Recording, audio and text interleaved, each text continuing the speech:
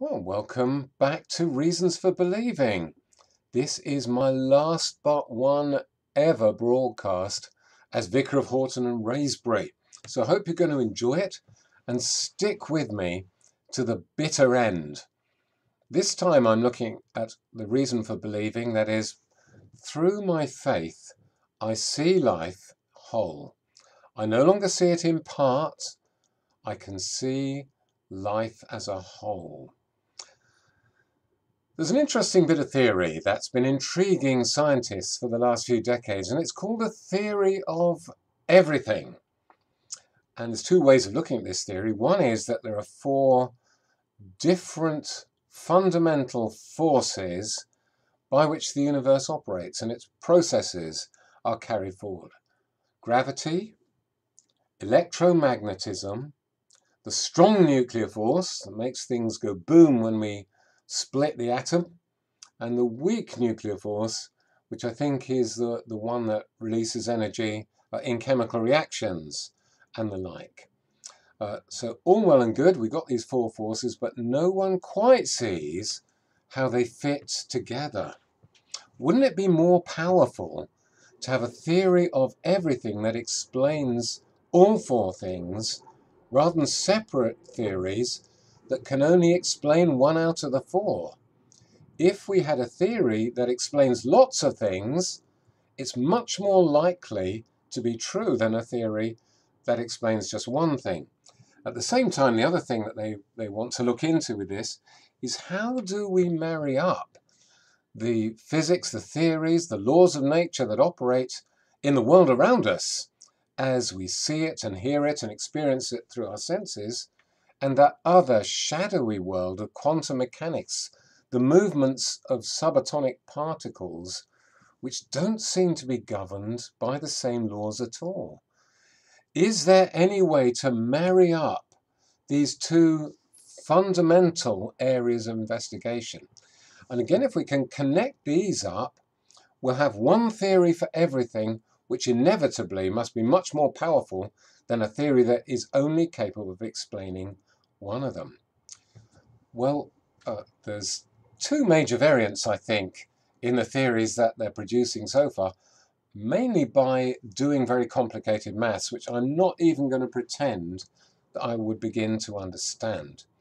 First is string theory. I ought to say string theories. It's a family of different theories, all sorts of different versions of it.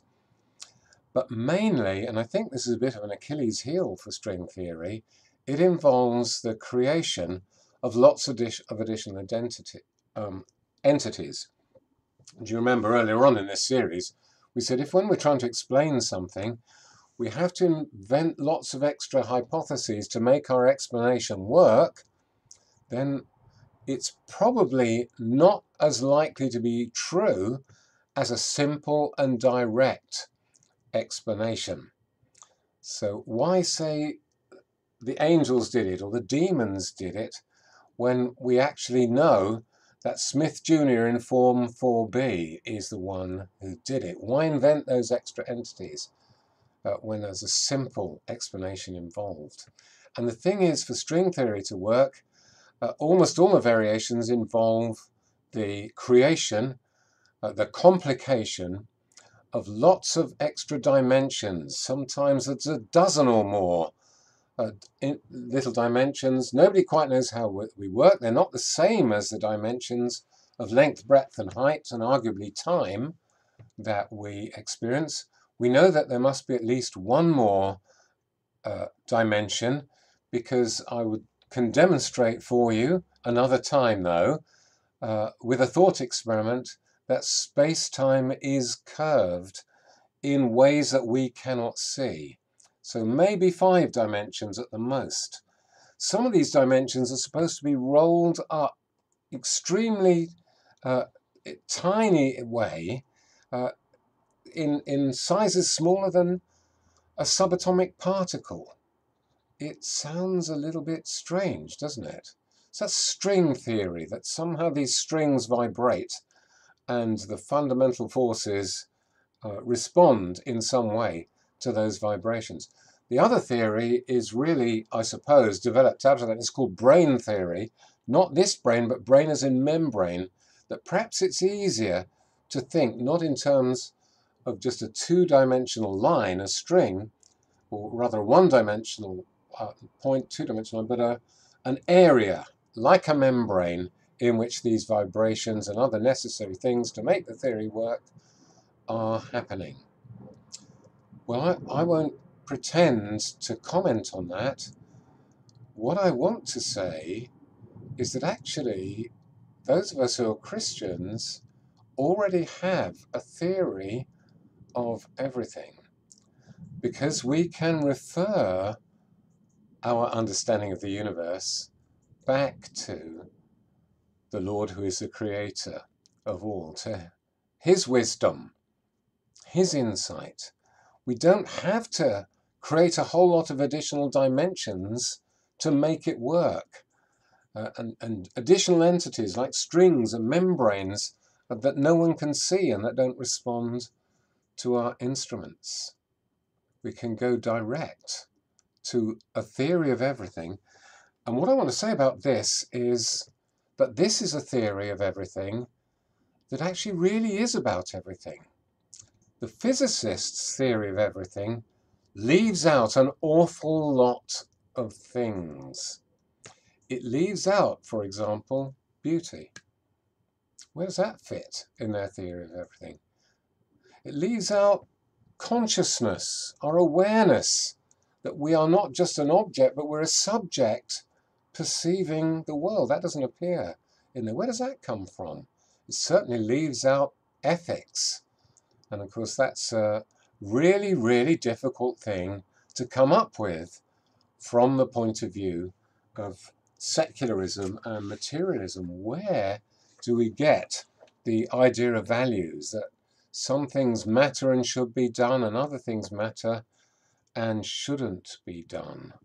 So as Christians, we're in this amazing position where we can look at the rationality of the universe and the way it functions and see that as the action of a reasonable, wise creator God. But we can also look at the beauty and the way it stirs our hearts that we see around us and see that as a reaction of his children to a wonderful God who loves beauty. We can look at our ethical responses. Why do we immediately know that some things are wrong and other things are necessary and right and should be done? Is it just our conditioning? Is it what the people in the society want to impose on us as ways of behavior so they can control us better? Or is there something actually important because we're reflecting something about a just, loving God, about God's desire and will?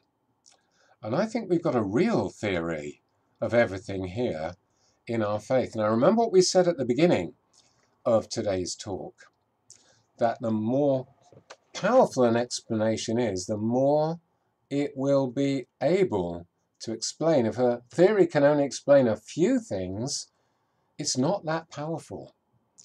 A theory that explains lots of things consistently, that is, it must explain them properly, of course, is much more powerful because it gives a much bigger account of reality.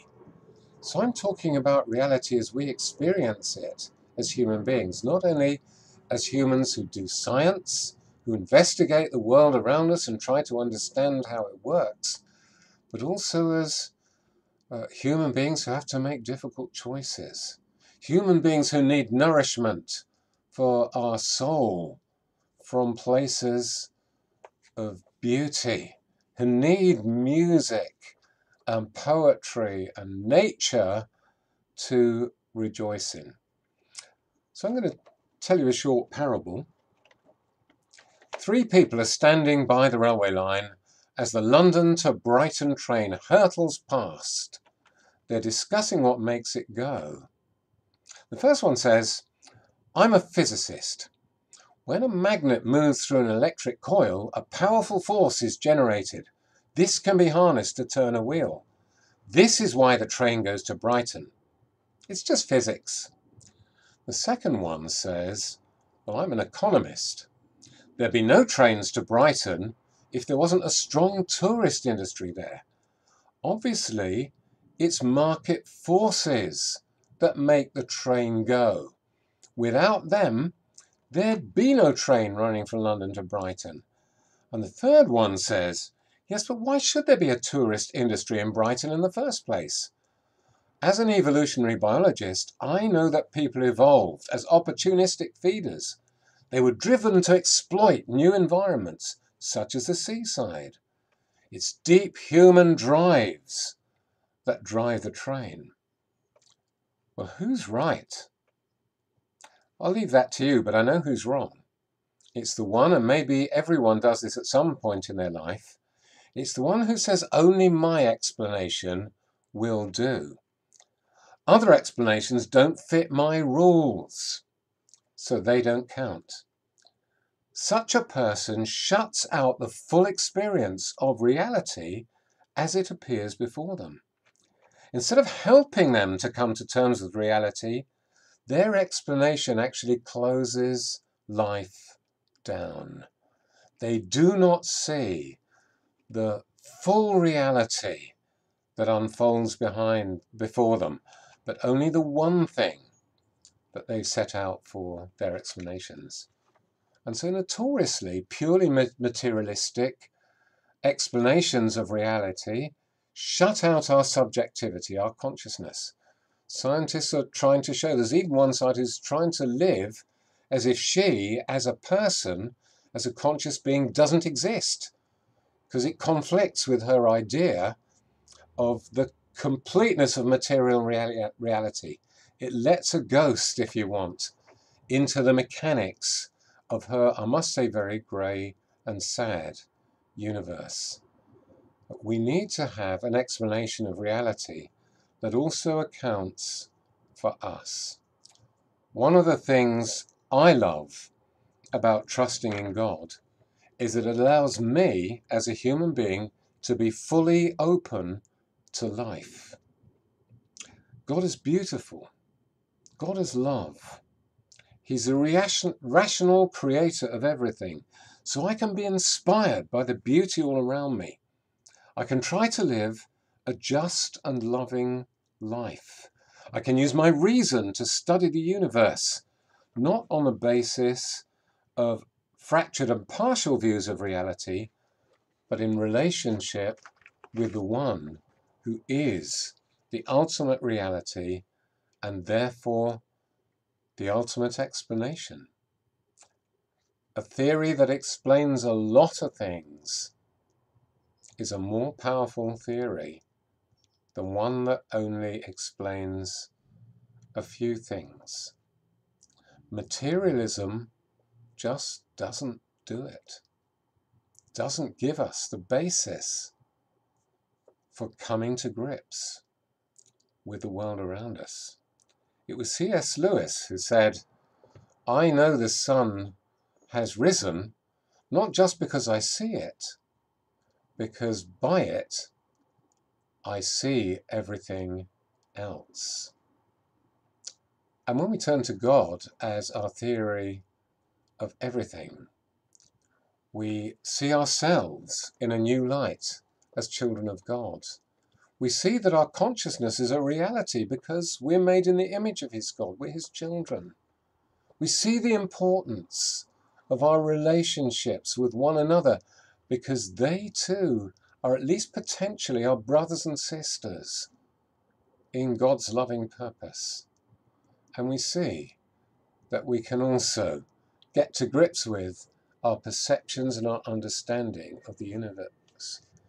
This is the only way that we can live a full, decent, complete life. Jesus said, I've come that they may have life and have it to the full.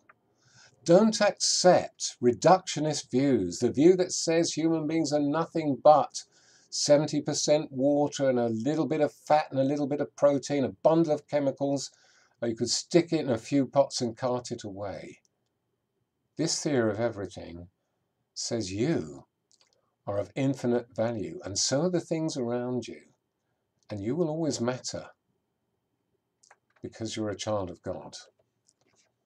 And from that perspective, everything around us takes on a new meaning and a new joy. Join me in sharing and celebrating the true theory of everything. Amen.